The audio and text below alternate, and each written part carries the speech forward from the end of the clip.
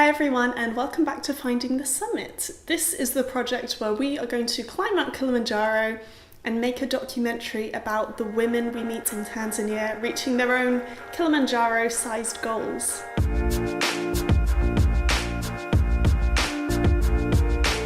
The more that we research and the more that we learn in preparation for our trip to Tanzania, the more that we're realising that education for women is such a huge topic in helping them to reach these goals. And unfortunately, it's something that still holds back a lot of girls and women in Tanzania. As things stand, only 17% of girls in Tanzania go on to secondary school education. Today, we're going to tell you a little bit more about the situation at the moment and what is being done to help to improve it. Alright, so what exactly is the challenge here? Well, there are still a lot of economical and institutional challenges in society in Tanzania that'll make it very difficult for girls and women to get secondary and higher education.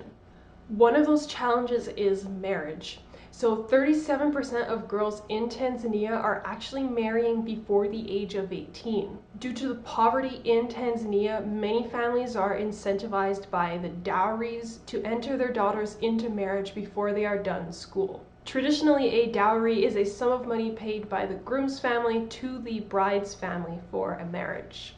And then after a girl has entered into marriage, she is usually unable to continue her education due to household responsibilities or raising a family. A second large challenge preventing women and girls in Tanzania from having proper education is menstruation. So sanitary products can be very expensive and hard to come by for many families in Tanzania.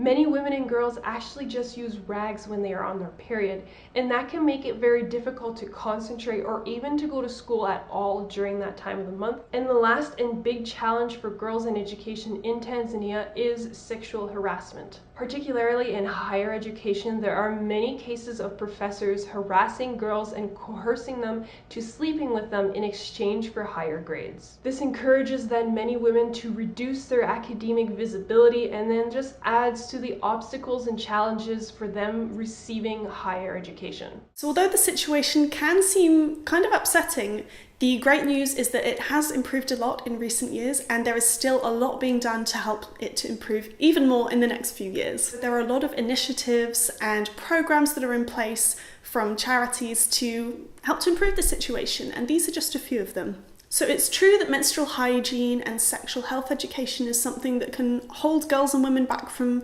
getting a formal education, but there are companies that are helping to counteract this and throw solutions out there. So one of these companies is Ruby Cup. Now, a lot of you might be familiar with the concept of a menstrual cup. It is a product that you can use when you are on your period.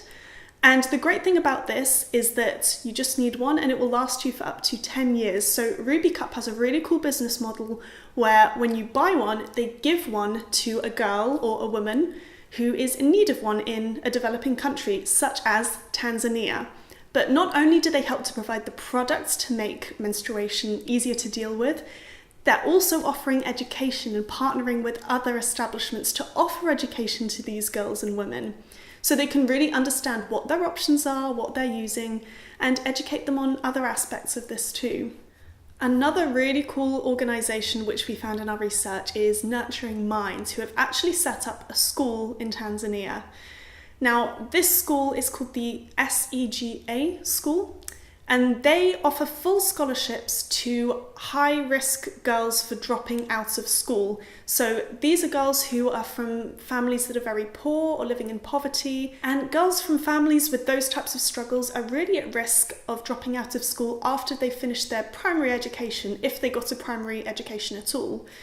It's really helping them to cross that bridge into secondary education so that they can continue learning, have better job prospects, and break that cycle of poverty. And it's not even just about the formal education they're offering. From the research that we've done, it looks like they also give their students a lot of support and knowledge and just confidence to help them to navigate some of these societal problems that we've talked about in today's video.